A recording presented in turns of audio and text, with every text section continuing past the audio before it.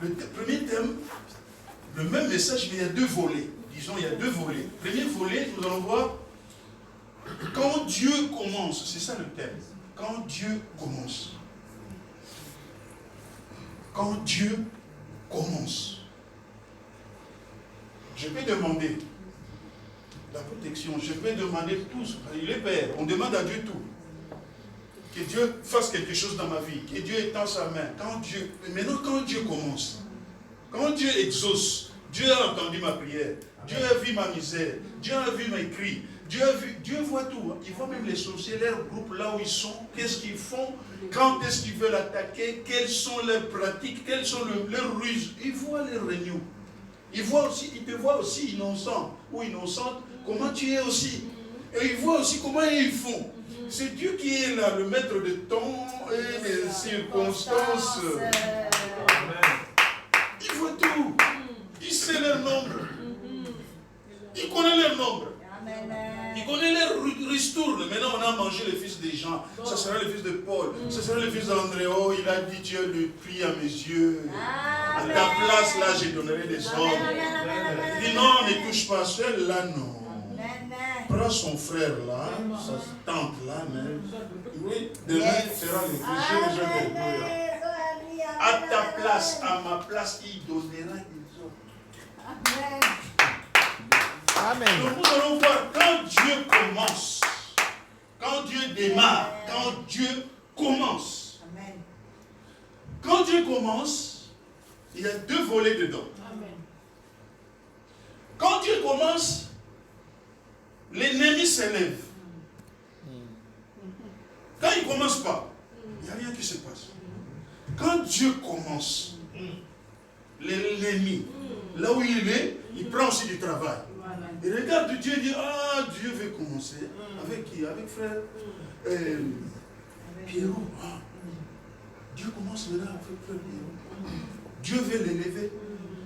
L'ennemi aussi s'élève. Quand Dieu ne commence pas, ils sont relax. Ils attendent. Dieu veut faire quoi? Ah, frère Pierrot. Le monde là aussi maintenant s'élève. Parce que Dieu veut élever. Le monde là s'élève. Et deuxième volet, nous allons voir, c'est quand tu vois maintenant la gloire de Dieu. Amen. Parce que je demande, j'attends, Dieu réagit. Quand Dieu réagit, je suis obligé de voir. La gloire de Dieu est visible. Amen. La gloire de Dieu est palpable. Amen. Tu peux toucher la gloire de Dieu. Amen. Amen. Ce n'est pas une histoire. La gloire de Dieu est palpable. Tu peux palper la gloire. Tu peux toucher la gloire. Amen. Les gens vont voir la gloire de Dieu en toi.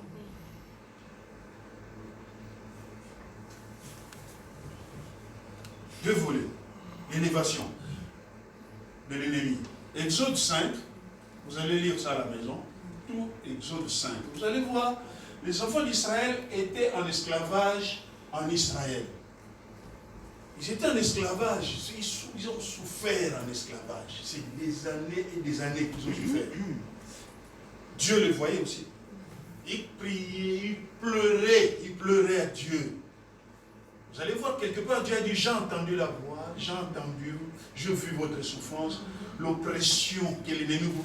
Quand il y a l'oppression, quand on est en train d'oppresser, quand il y a l'oppression, il y a des cris, des douleurs, il y a l'oppression. Oppression, répression, oppression. Tu es répressé. Des fois, on ne te tue pas, mais on te retarde. Le retardement arrive. Des choses que tu devais avoir dans 3 mois. Alléluia. Tu attends ça 15 ans. Ah, c'est lourd les 15 ans. On te retarde. Retardement. On ne te tue pas. C'est pour ça qu'il y a des gens, on ne le tue pas, on le laisse vivre. Et il vit jusque 102 ans. Et comment? 102 ans, et comment? L'oppression, le retardement, le calme. Mais tu es vivant. Et tu te rends compte aussi, tu dis, mais je ne sais pas pourquoi je vis. Je dors les yeux ouverts. Je suis un vivant mais mort. Et tout ce qui caractérise un mort, on les trouve en toi. Les caractéristiques d'un mort. S'il y a 50 caractéristiques d'un mort, chez toi on retrouve même 58 caractéristiques. Mais vivant. Seule différence seulement, tu respires. À part la respiration. Alléluia. Amen. La Bible dit, Dieu commence. Exode 5, ils ont pleuré. Dieu maintenant a commencé. Il dit, Moïse, tu vas sortir mon peuple. Ils sont allés voir Pharaon. Laisse-nous partir, nous voulons aller adorer notre Dieu dans le désert. Nous sortons, nous partons. Donc Dieu commence. Quand Dieu commence, l'ennemi se lève. Pharaon était assis, il dit non, qu'est-ce qui se passe?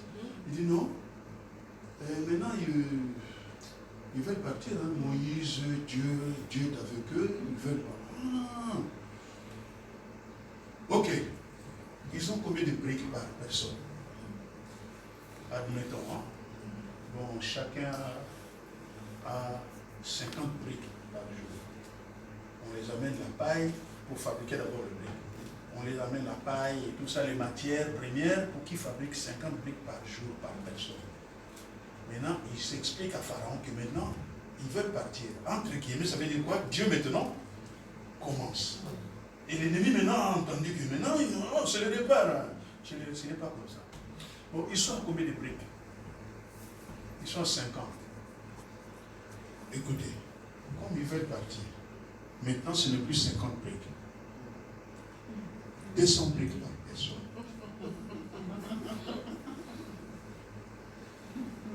Tout ça parce que... Pourquoi tout ça? Parce que Dieu commence.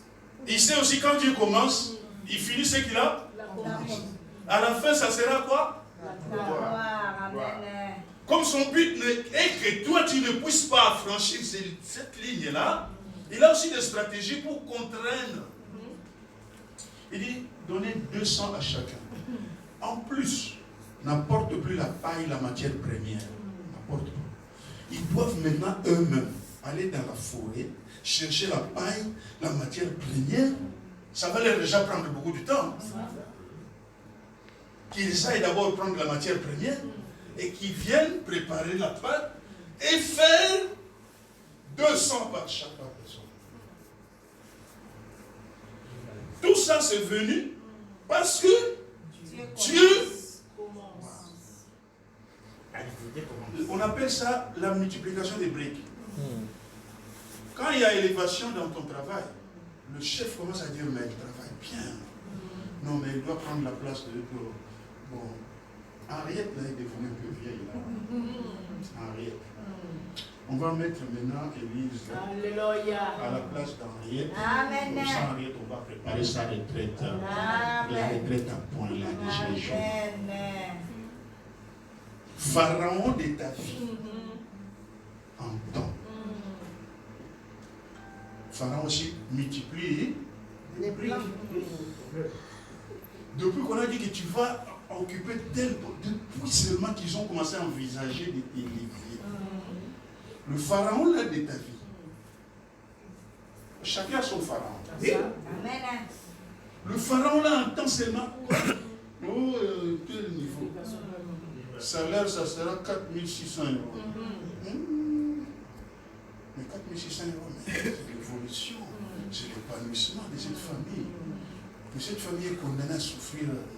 Parce que nous avons déjà organisé des trucs, organisé, nous avons déjà ordonné, organisé, programmé. Il y a des choses programmées. La programmation fonctionne dans la vie des gens. Des choses qu'on a programmées déjà. Arrêtez, programmer. Et maintenant, il fait dépasser 5000. Mais nous, selon notre programmation, 1200, 1100. Et le pharaon là va maintenant multiplier les briques. Tu vas voir que l'élévation là va arriver. Mais ça peut commencer par tes enfants à la maison.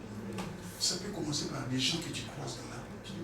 Mais je ne comprends pas. Mais tout ça parce que Dieu seulement Et Pharaon aussi de ta vie, commence à multiplier des briques.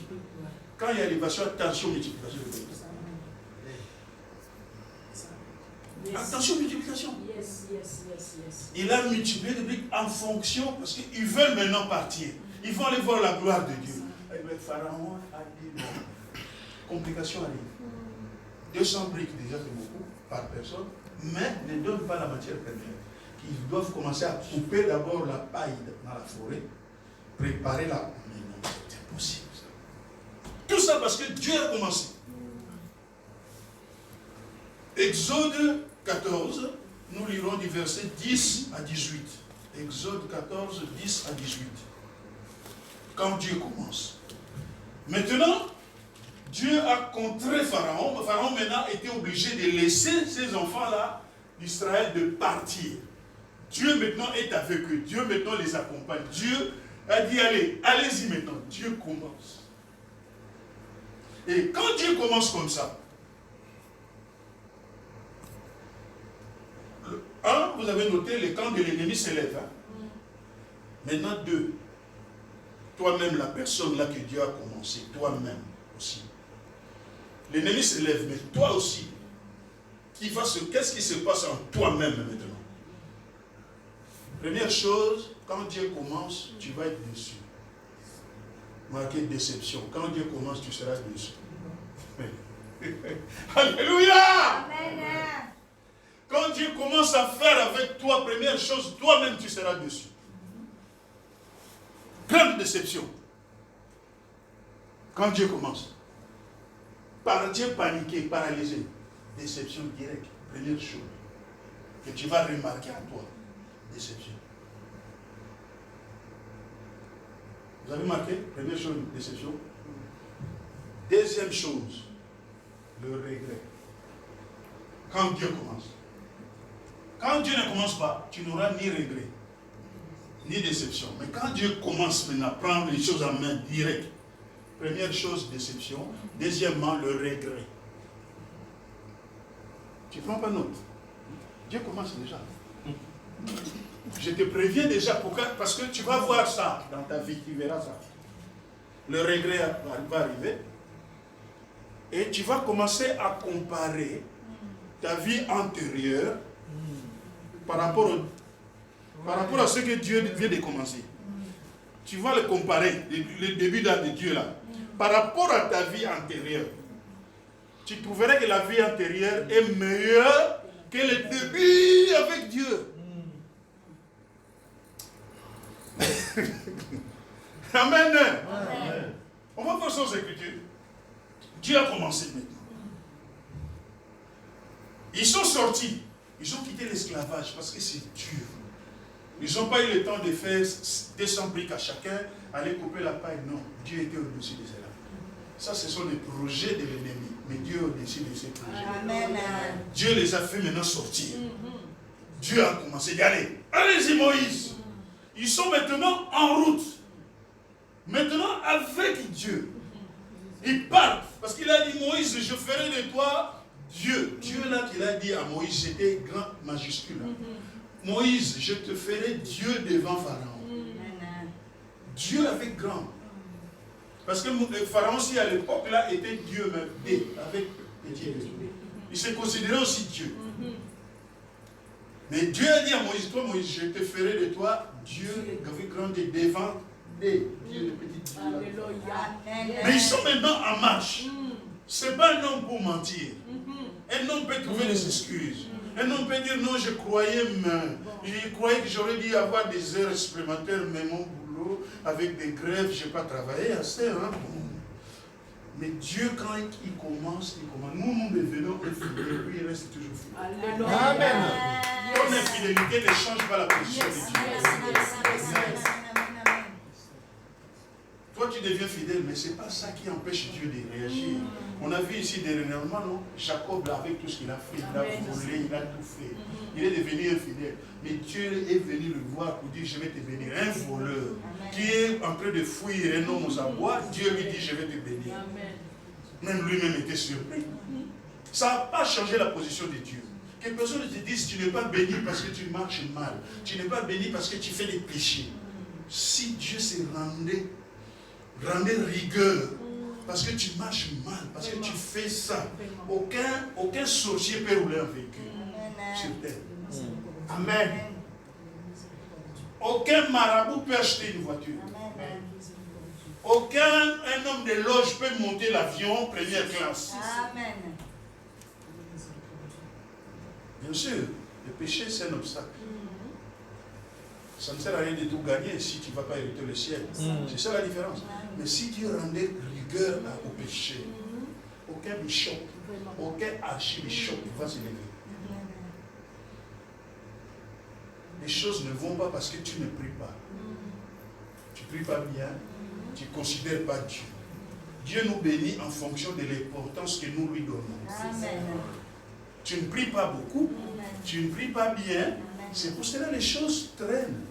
Parce que la prière, c'est une expression spontanée, directe de l'homme à Dieu. Il n'y a pas une autre façon de communiquer avec Dieu si ce n'est pas la prière. Et tu ne communiques pas. Arrêtez de se culpabiliser. Non, ça ne va pas parce que je marche mal. Toi, tu crois que toi tu marches mal par rapport à ceux qui sont dans les francs-maçonneries. Toi tu marches mal par rapport à eux. Être dans la franc-maçonnerie, adorer Satan. Et tu as aussi des voitures que nous, chrétiens, n'avons pas. Dieu a donné. Tu crois que c'est les diables qui donnent ces maisons-là, ces voitures-là qu'ils ont? Les diables ne donnent rien parce qu'ils n'ont rien. C'est pas ça. Amen. Amen. Maintenant, ils sont avec Dieu. Pharaon a approché, ils sont partis. Dieu a commencé. Ils sont contents. Ils ont quitté l'esclavagisme. Ils sont en route, ils partent. Ils disent, ah, vraiment, c'était le grand jour pour nous. Mais ils regardent derrière. Ils ne voient pas l'armée de Pharaon, mais ils voient lui-même Pharaon. Hein. Il y a le char, hein. Il y a la petite voiture là. Lui-même, chef d'armée, lui-même. Lui-même et plus de 100 millions de personnes, mais lui-même en tête. Pharaon. Ils ont regardé derrière. Ils ont vu, ils n'ont pas dit qu'ils ont vu l'armée, non. Ils ont vu Pharaon s'approcher lui-même. Il dit, allez,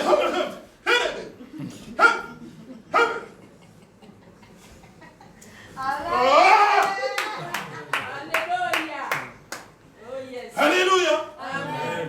Pharaon approchait, les enfants d'Israël levèrent les yeux. Je suis dans Exode 10, 14 et 10. Pharaon approchait, les enfants d'Israël levèrent les yeux. Et voici les Égyptiens étaient en marche derrière eux. Et les enfants d'Israël eurent une grande frayeur. Et crièrent à l'Éternel. Ils dirent à Moïse, n'y avait-il pas de sépulcre en Égypte sans qu'il fût besoin de nous mener mourir au désert? Donc première chose, déception, non? Quand ils ont vu Pharaon, ils ont été voir Moïse, non? Moïse, t'as vu, dis-nous. Regarde ce que tu nous as cherché. Ils vont nous tuer maintenant dans le désert. On va mourir dans le désert. Mais pourquoi on vient, on fuit et on meurt dans le désert? On aurait mieux rester là sur place, qu'on nous tue sur place. Est-ce que là-bas, il n'y avait pas de sépulcre pour qu'on se retrouve dans des tombeaux inconnus comme ça? Déception. La sortie là donne quoi? La déception. La déception est venue pourquoi? Parce que Dieu commence. Première déception. Ils dirent à Moïse, n'y avait-il pas de sépulcre en Égypte sans qu'il fût besoin de nous mener mourir au désert? Que nous as-tu fait en nous faisant sortir d'Égypte? Regret. N'est-ce pas là ce que nous te disions en Égypte? Laisse-nous servir les Égyptiens, car nous aimons mieux servir les Égyptiens que de mourir au désert. J'aime mieux être même un esclave que d'aller mourir là. Parce qu'il y a beaucoup de gens qui disent, je vais traverser avec les pneumatiques là, aller en Turquie. Si je vais mourir même dans la mer, je préfère mourir à la mer que de mourir ici à Niamey. Avec ce que je vis à Niamey, je préfère aller mourir même en prison à Paris que à Niamey. Quand il y a la souffrance, les gens font des mauvais choix. La souffrance. Il dit, rester à Niamey, ça ne m'intéresse plus. Je vais être même en prison à Paris. Je préfère, mais c'est dangereux là, la traversée là. Mon frère, je vais monter dans les pneumatiques. Je préfère mourir dans la mer là que de rester chez Niamey. Alléluia. Amen. N'est-ce pas? Nous te disions en Égypte, laisse-nous servir les Égyptiens car nous aimons. Est-ce que quelqu'un peut aimer la servitude? À cause de la souffrance, nous aimons servir. Nous aimons être même esclaves. Nous aimons. On aime ça. Pourquoi la misère te fait parler? Hein? Comment tu peux aimer des choses au-delà à cause de la souffrance? Mais où est le Dieu alors? On a un Dieu. Amen. Il a commencé, il regarde. Il dit, hey, nous voulons mourir. On t'a dit, nous devons rester là-bas. Et ils sont devenus même des menteurs. La souffrance amène le mensonge. Il dit à Moïse, là-bas au moins on mangeait du pain et la viande. Hein? Pharaon donnait le beefsteak. Pharaon donnait le beefsteak là. Pourquoi mentir comme ça? C'est pas moi qui le dis. 12. N'est-ce pas là ce que nous te disions en Égypte? Laissez-nous servir les Égyptiens car nous aimons mieux servir les Égyptiens que de mourir au désert. Moïse répondit au peuple, ne craignez rien, restez en place et regardez la délivrance. Ah, j'aime bien cette phrase. Avec des pasteurs prétentieux qu'on est aujourd'hui, ils allaient dire, oh, restez sur place, allez prier. Regardez la délivrance que je vais faire. Je vais vous délivrer. Prétentieux, arrogance. Regarde la délivrance. Je suis un homme de délivrance. Si je n'ai pas prié pour toi, toi tu allais te marier. Si je n'ai pas prié pour toi, tu allais trouver du travail. Ah bon, pasteur, moi je croyais que c'était Jésus. Ah, tu me dis ça? Allez, tu quittes ça, c'est mon église. Va chercher notre église. Moïse dit non. Regardez la délivrance que lui-même, l'Éternel, va vous accorder. Parce que je suis en communion avec lui. Je connais ce Dieu-là. Je sais ce qu'il est. Mais vous ne connaissez pas. Je vais vous amener dans un niveau de comprendre ce Dieu. Mais vous allez voir la délivrance que ce Dieu-là que moi j'ai pris va vous accorder à ce jour. Car les Égyptiens là que vous voyez, car la maladie là que vous voyez, car les tourments là que vous voyez, car la tension de carrière là que vous voyez, car le célibat là que vous voyez, car le manque d'argent là que vous voyez, vous ne les reverrez plus jamais.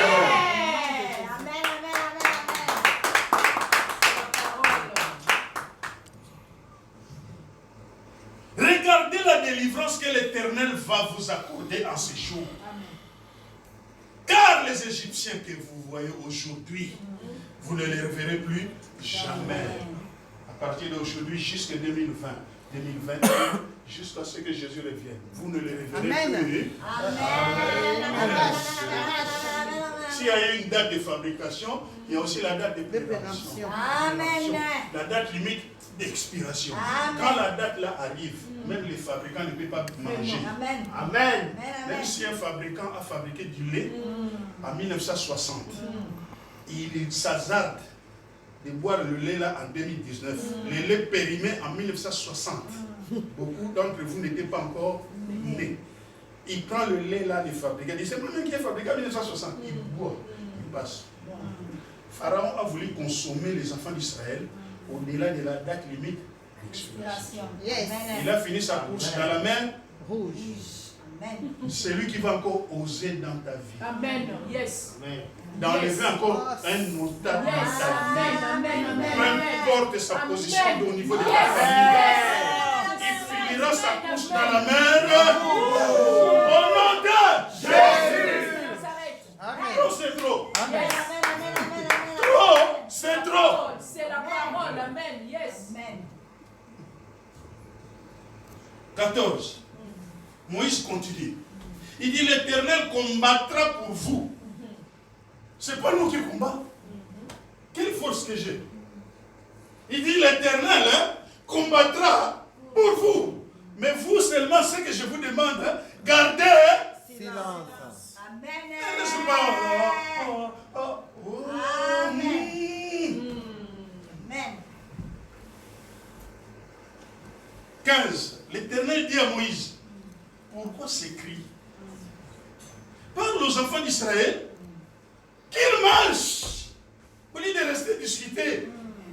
Qui a gagné? C'est pas Messi. Ça devait être Mané. Pourquoi tous ces cris? Marche. Quel discours? Vas-y. Parce que Dieu est en marche déjà. Amen. Ne laisse pas discuter. Ne passe pas le temps où il paraît que ça va pas réussir. Est-ce que vraiment, moi je vois ce mariage, est-ce que vraiment, mais cet homme-là, moi je connais, c'est pas la première fois, ma mère, pourquoi tu entends tout ça? Toi, Marche. Alléluia. 16. Moïse, toi, lève ta verge, étends ta main sur la mer, et fends-la, et les enfants d'Israël entreront au milieu de la mer à sec. Et moi, je vais endurcir le cœur de ces sorciers-là, pour qu'ils continuent toujours à t'harceler, à brûler ta maison, à déstabiliser ta vie, à chercher à te retarder. Moi, je vais les endurcir comme ça. Toi, tu passeras, et leur armée, et toute son armée, ses chars et ses cavaliers feront éclater ma gloire. Leur complicité, leur sorcellerie, leurs trucs, leurs retardements feront éclater la gloire de Jésus. Amen. 18. Et les Égyptiens sauront que je suis l'Éternel. Et la pauvreté, et la disette, et les menteurs, et les sorciers, et les caca sauront que je suis l'Éternel. Et le chômage saura que je suis Dieu. La disette et les miettes la sauront que je suis Dieu. Tous les pharaons de ta vie, les Amalek, les Amalcites de ta vie sauront que je suis Dieu. Que tu ne te déplaces pas pour rien ici.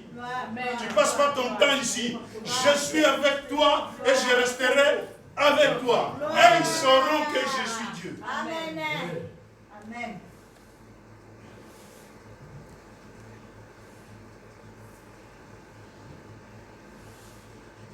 Exode 15, 18 à 27.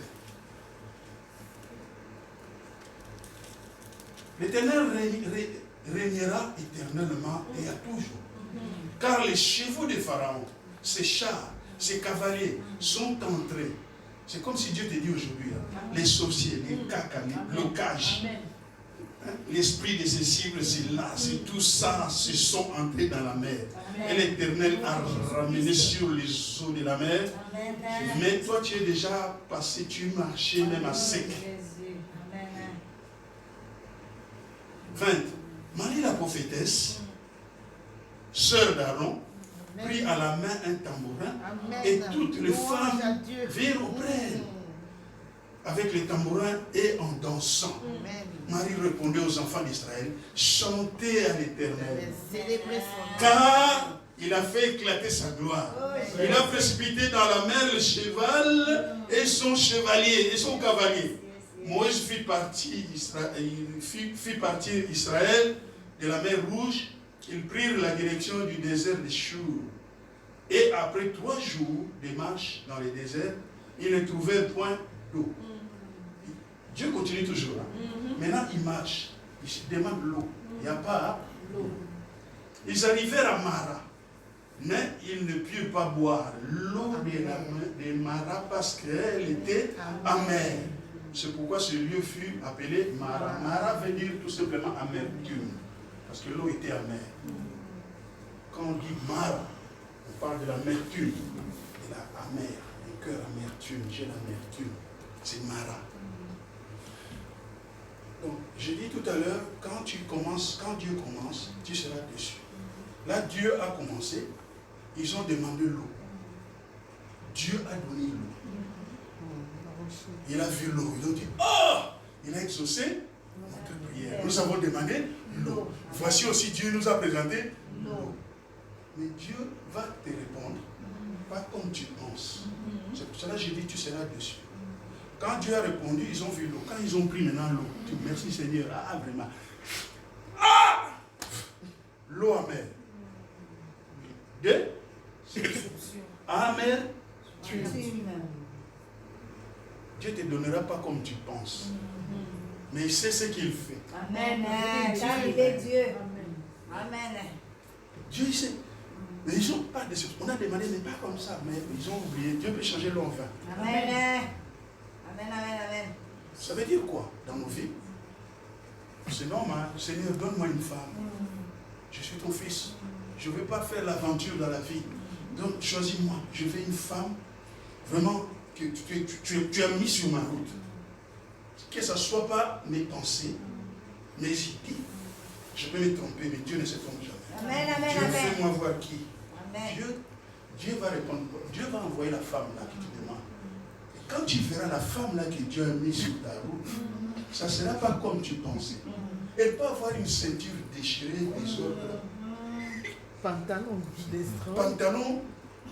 tant d'éléphant. Tu dis, mais ça c'est la mode. Il a fabriqué ça elle-même ou bien quoi? C'est un démon ou bien vraiment une femme? Si ce pantalon comme ça existe encore. Ça peut être popeline rouge. Alléluia! Amen. Parce que les gens veulent, hein, les gens qui sont déjà bien. Voilà. Vous les connaissez mieux que moi. Une femme qui a sa voiture, une vie coquette, hein, bijoux et tout ça, la femme intérieure, les hommes déjà. La vie, c'est il se rend plus compte des jours. Mais maintenant, c'est poche.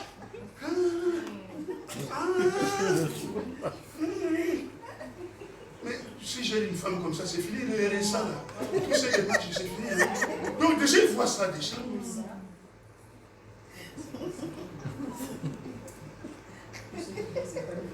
Alléluia.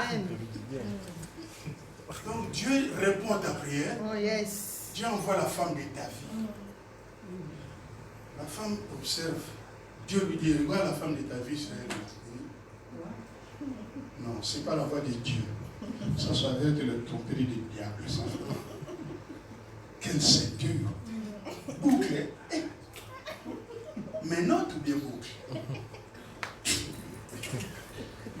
Et quand l'homme va commencer à décortiquer, descend maintenant pour voir les sandales. Les petits doigts et dehors déjà. Ça, je vais le mettre à la mode quand. Moi-même, je suis déjà dans les difficultés. J'ai des difficultés de chaussures et de chaussettes. Et la femme que Dieu me présente, les doigts déjà dehors des sandales. Les talons déjà usés en fait.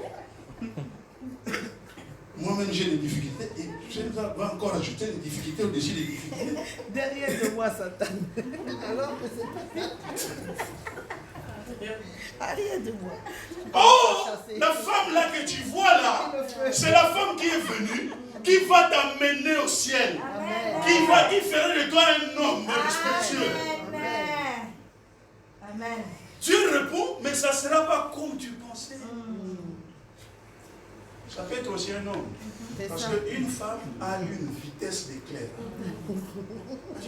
Bonjour, il me semble vous avoir vu quelque part. Avec cette phrase-là, il y a eu plusieurs mariages. Hein?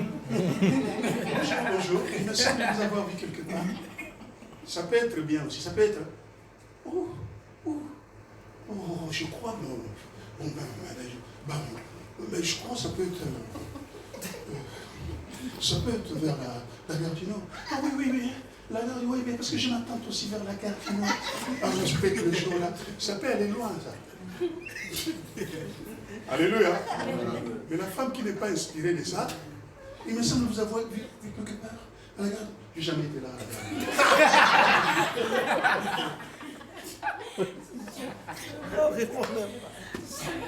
Ça va pas, non? Ça va pas, non? Ça va pas. Prends tes gouttes. Hein.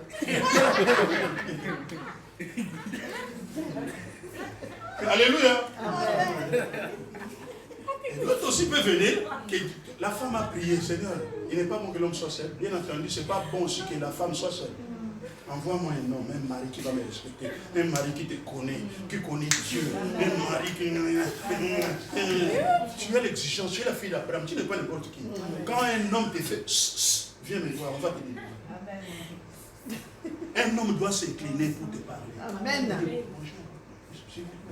La princesse. Il va venir. Oh, moi. C'est grave ça. Hein? Moi. Hein?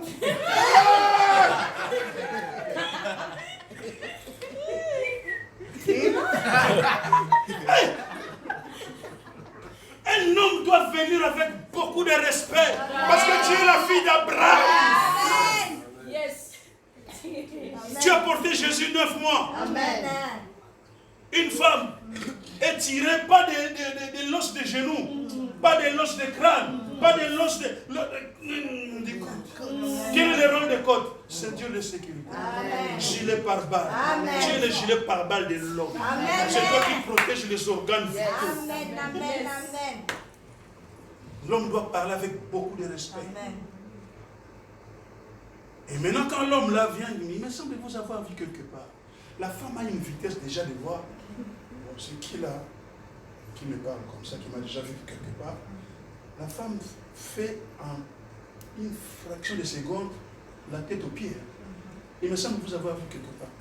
Ah bon? Quand il dit ah bon? Déjà, elle a vu déjà les chaussures. Chaussures, ceinture. Ah bon? Quand elle a fait comme ça dans les chaussures.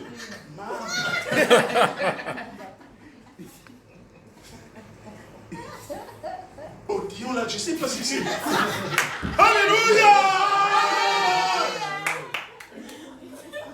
Dans la fraction de seconde, on a vu les chaussures là, dit. Ça c'est le poisson salé, le poisson sec fumé. La femme déjà en vitesse, direct ceinture. Elle dit mais ça c'est un serpent. Moi, vraiment c'est une ceinture. Quand elle regarde maintenant le visage, il dit mais non. Dieu, j'avais demandé un homme, mais pas comme ça. Déception. Or, la femme oublie que cet homme, dans 2 ans, c'est lui qui sera le président de la Yes. C'est pour te dire seulement, quand tu demandes, Dieu répond, tu seras dessus. Parce qu'il ne va pas répondre comme tu pensais. Mais tu ne sais pas ce qui se cache derrière la réponse de Dieu. Tu vas commencer à voir la vie antérieure comme les enfants d'Israël. Nous, on était bien en Égypte. Il y avait du pain et la viande. Donc leur vie antérieure est meilleure que ce que Dieu veut faire maintenant. Mais tu vas rester éternellement esclave. Il faut que Dieu te sorte de là. C'est ça ce qui se passe. Vie antérieure. Tu regardes les chaussures de l'homme. Tu regardes la ceinture. Tu regardes son visage, mais tu ne sais pas qu'il va devenir président de la République. Amen. Mais tu commences à comparer à la vie antérieure. Tu dis, ah, mais si vraiment c'est lui l'homme, j'étais bien avec Raymond. Comment si Raymond me voit vraiment avec un homme comme ça, vraiment? Tu vois la vie antérieure. Ok, Raymond t'a fait des coups. Ça? Mais c'est le jour où Dieu te présente un homme, tu vois que Raymond était même meilleur. C'est pour cela quand un chef de l'État part, Dieu commence avec un nouveau, les gens commencent à regretter même le président qui est mort. Et on était bien avec les présidents morts, qui reviennent. Hein? Un mort qui revient.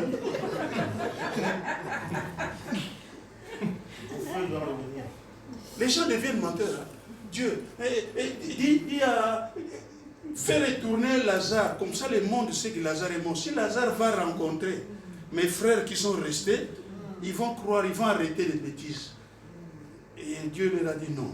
Là-bas, il y a encore des frères et des servantes et des prophétesses et des prophètes. Qu'ils écoutent ces gens-là. S'ils n'écoutent pas ces gens-là, ils ne vont pas écouter moi.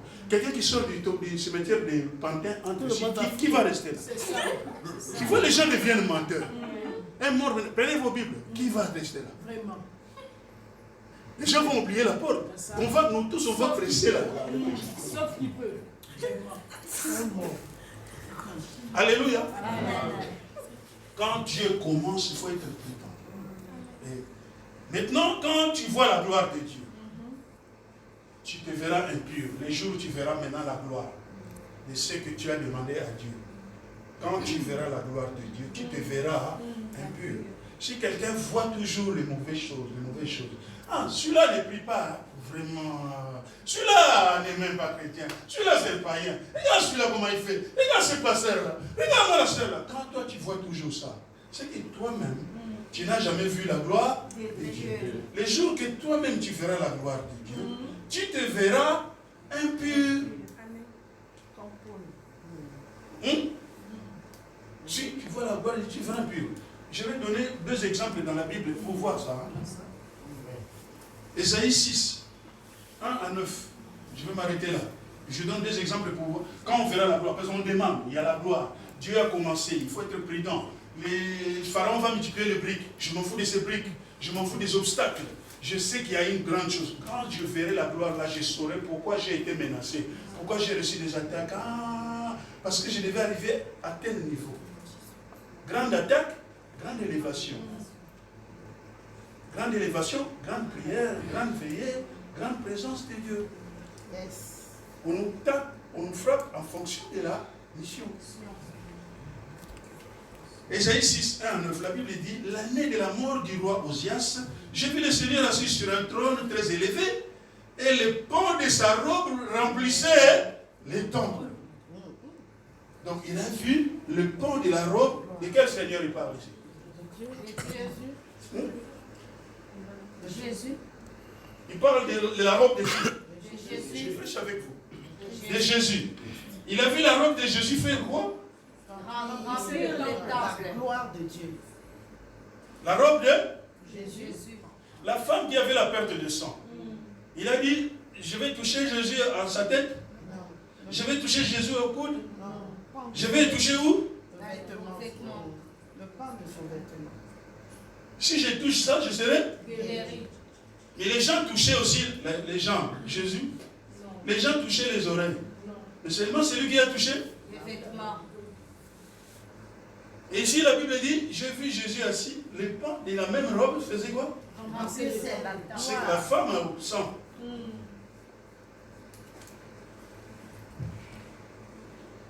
Les pans de sa robe remplissaient le temple. Des séraphins se tenaient au-dessus de... Ici c'est Ésaïe qui parle. Hein, suivez-moi. Ésaïe, grand prophète, non? Dieu se sert de lui. Hein? Mais écoutez ce qu'Ésaïe est en train de parler. Des séraphins se tenaient au-dessus de lui. Il avait chacun 6 ailes dont il se couvrait la face, 2 dont il se couvrait les pieds, et 2 dont il se servait pour voler. Il criait l'un à l'autre et disait, Saint, Saint, Saint est l'Éternel des armées. Toute la terre est pleine de sa gloire. Les portes furent ébranlées dans leur fondement par la voix qui retentissait, et la maison s'est remplie de fumée. Alors j'ai dit, ça c'est Isaïe, alors j'ai dit, malheur, vous voyez? Alors j'ai dit, il a vu ça, non? Quand il a vu ça, il a dit quoi? Alors j'ai dit, 5, malheur à moi, je suis perdu. Un grand prophète. Quand il a vu ça, il dit, hey, je suis perdu. Car je suis un homme dont les lèvres sont impures. Est-ce que quelqu'un dit, toi, Isaïe, faux prophète, lèvres impures? Qui dit ça? Lui-même. Mais il est un prophète, c'est la bouche de qui? De l'Éternel. À quel niveau il voit maintenant dit, j'ai vu ça, mes lèvres sont impures. J'habite, il voit même le milieu là où il vit, hein. Là il dort, il partage le pain avec ses amis. J'habite au milieu d'un peuple dont les lèvres sont impures. Et mes yeux ont vu le roi. L'Éternel, mes yeux ont vu Dieu. Mais l'un de ces séraphins vola vers lui. Quand il a entendu ça, il vient vers lui, tenant à la main une pierre ardente qu'il avait prise sur l'autel avec des pincettes. Tellement c'est trop chaud. Hein? Chaud, hein? Il a pris la pierre avec des pincettes. S'il touche ça, il va se brûler. Il prend ça avec des pincettes parce que c'est trop chaud. Il amène maintenant la pierre là qu'il a pris vers la personne qui est en train de dire, Jésus, j'ai des lèvres impures. Or, qui est prophétisé. il faisait beaucoup de choses pour le Seigneur, mais les choses qu'il a vu Dieu, il s'est vu lui-même impur. Il vit aussi dans un milieu. Le séraphin est venu vers lui avec la pierre. Il en toucha ma bouche et dit, ceci a touché tes lèvres. Ton iniquité est enlevée et ton péché est expié. J'ai entendu la voix du Seigneur disant, qui enverrai-je et qui marchera pour nous? J'ai répondu, mais voici, envoie-moi. Il dit alors, va et dis à ce peuple, vous entendrez et vous ne comprendrez point, vous verrez et vous ne saisirez point. Alléluia. C'est quelqu'un comme Esaïe, un grand prophète. J'ai dit ici tout à l'heure, si Dieu tenait rigueur à nos vies, personne ne peut s'élever. C'est Esaïe. Quand il a vu la gloire de Dieu, il s'est vu lui-même, pas les autres. Il n'a pas vu une autre personne, il s'est vu lui-même qu'il est impur. Il a vu aussi là où il vit, c'est un milieu pourri. Mais c'est Esaïe. Donc quand tu vois la gloire de Dieu, tu te verras toujours sale. Pour finir, Jean 21, on est toujours dans la gloire de Dieu. Jean 21, 1 à 8. La gloire de Dieu. Jean 21, 1 à 8. La Bible dit, après cela, Jésus montra encore aux disciples. C'est montra encore aux disciples. Après la résurrection, Jésus est mort, la résurrection. Il dit, après cela, quelque chose s'est passé, mais après cela, Jésus se montra encore aux disciples sur le bord de la mer de Tibériade. Et voici de quelle manière il se montra. Simon-Pierre, Thomas, appelé Didyme, Nathanaël de Cana en Galilée, les fils de Zébédée et de deux autres disciples de Jésus étaient ensemble. Simon-Pierre leur dit, je vais pêcher. Il lui dit, nous allons aussi avec toi. Ils sortirent et montèrent dans une barque, et cette nuit-là, ils ne prirent rien. Donc 2019, rien. Tu n'as rien reçu. Le matin étant venu, Jésus se trouva sur le rivage, mais les disciples ne savaient pas que c'était Jésus. Jésus leur dit, enfants, n'avez-vous rien à manger? Ils lui répondirent non. Il leur dit, jetez le filet au côté droit de la barque, et vous trouverez. Ils jetèrent donc, et ils ne pouvaient plus les retirer à cause de la grande quantité de poissons. Alors les disciples que Jésus aimait dit à Pierre, c'est qui les disciples que Jésus aimait? Jean. Dit à Pierre, c'est le Seigneur. Et Simon-Pierre, dès qu'il eut entendu que c'était le Seigneur, suivez bien, mit son vêtement et sa ceinture, car il était nu. Et se jeta dans la mer. Un pécheur qui est en train de pécher, quand il a vu la gloire de Dieu, quand il a vu la gloire, il a fait quoi? Il s'est jeté dans la mer. Non, il a fait quoi? rendu compte qu'il est nu. Il s'est rendu compte Qu'il est nu. Donc, quand tu vois la gloire de Dieu, tu te verras Nu. Quand tu vois que, regarde l'autre là, c'est que toi tu n'as pas encore vu. Quand tu verras plus d'autres personnes. Tu vas t'examiner toi-même parce que tu vas dire, tout ça m'arrive. Tu te verras toi-même. Tu diras, Dieu m'a fait ça. C'est comme si aujourd'hui, un homme, tu as connu beaucoup de difficultés, beaucoup de problèmes, beaucoup de difficultés impossibles. Tu commences à prier, Dieu envoie un homme. Tu es conscient, tu dis, non, Dieu m'a envoyé, ça c'est pas un homme, Dieu m'a envoyé un ange. Et quand l'ange là t'amène, je peux dire en gros, bon, il dit, bon, pour ta vie, le reste de ta vie, pour ta famille, tout ça, 5 millions d'euros. Même le réveil du travail, là, je crois que tu vas l'écraser. Parce que tu as déjà d'autres ambitions. Donc, quand tu verras ça, tu diras, Dieu, à ce niveau-là, Dieu, tu peux même mourir avant. Tu peux tomber en seconde. Quand tu vas voir ça, tu vas dire, mais Dieu, mais comment Dieu? Tu te verras impur. Tu dis, mais j'étais même irrégulier à l'église. Non, à partir de Dieu m'a fait ça. Non, à partir qu'il pleuve neige maintenant, moi je vais dormir à l'église. Donc tu te verras, tu vas voir des défauts en toi ce jour. Quand tu ne vois pas encore ça, tu n'as pas encore vu la gloire. Et quand tu vois la gloire de Dieu, tu commences à vivre la gloire de Dieu. Même ta façon de parler va changer. Quand tu commences à voir des choses que les autres ne voient pas, tu vas dire, non, le niveau que Dieu m'a amené, je ne vais pas le perdre. Pour ne pas le perdre, je dois être vraiment propre envers Dieu. Il y a des choses que tu ne vas plus les faire dans ta vie. De perdre ce que Dieu t'a donné. Tu vas devenir fidèle à Dieu par rapport à ce qu'il t'a apporté. Même si les gens commencent à te critiquer. Hein.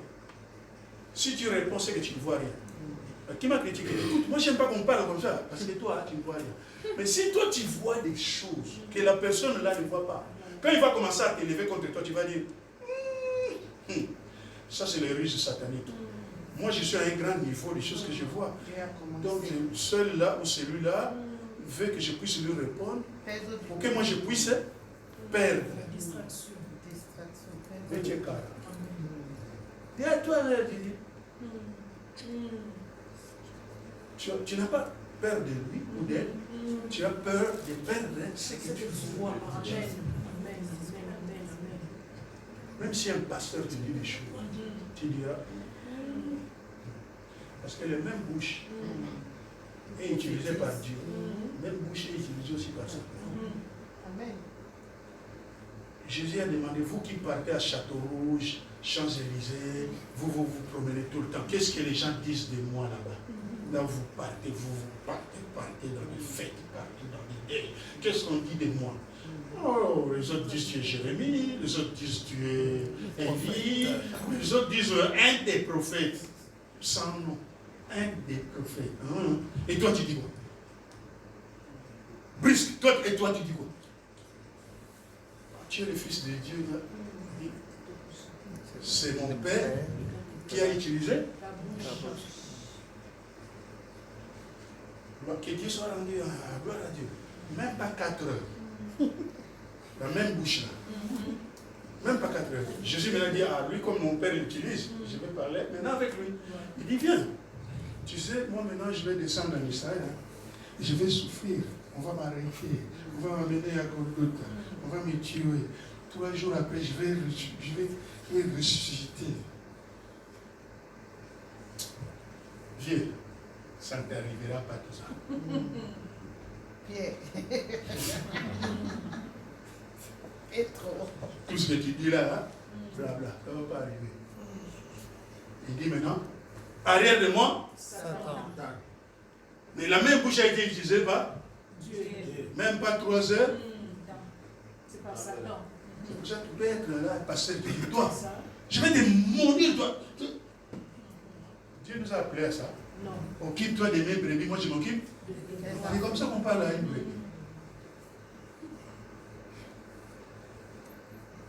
Mais si tu vois des choses, parce qu'il n'y a aucun évangile qui dit les pasteurs doivent être sur ce commandement. Nous prêchons des gens qui sont plus intelligents que nous. Nous prêchons des gens qui ont plus d'argent que nous. Nous prêchons aussi des gens qui ont fait plus d'études que nous. Toi, on t'a appelé, fais ce que Dieu te dit de faire. N'exagère pas.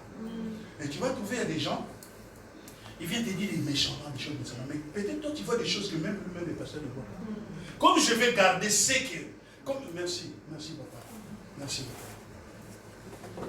Comme moi, je vais garder ce que moi je vois, ce que Dieu fait en moi, par le pasteur, ce que moi je vais garder. Même si le pasteur me dit méchamment des choses. Comme moi je vois des choses, même des fois lui-même il ne voit pas. Comme moi j'ai ça, je vais garder ça. J'ai dit au pasteur, oh papa, ne t'énerve pas, papa. Tu es mon papa, pourquoi tu t'énerves? Pourquoi j'ai fait ça? Ce n'est pas parce que j'ai peur de passer. J'ai peur de perdre Ce que j'ai et ce que je vois. Pour garder ça, je modère. Bon. D'accord. Non, c'est pas ça. Et si je vois rien, hey, pasteur, je quitte cette église. C'est quoi ça? Hein? Il y a des églises avec des lustres. Ça, c'est quoi ça? Que Dieu nous bénisse. Amen.